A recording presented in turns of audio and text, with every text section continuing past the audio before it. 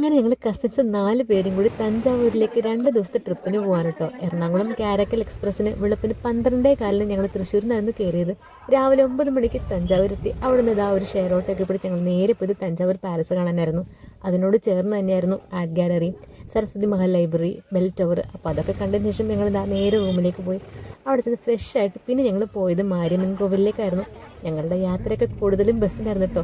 Tamil Nadu government ബസ്സിൽ ലേഡീസിന് free ആണല്ലോ. അങ്ങനെ മാരിയമ്മൻ കോവിലെത്തി കുറച്ച് നേരം അവിടെ സ്പെൻഡ് ചെയ്തതിന് ശേഷം പിന്നെ ഞങ്ങൾ പോയത് മണിമണ്ഡപം കാണാനായിരുന്നു. അവിടെ അങ്ങനെ പ്രത്യേകിച്ച് കാണാനൊന്നും ഉണ്ടായിരുന്നില്ല.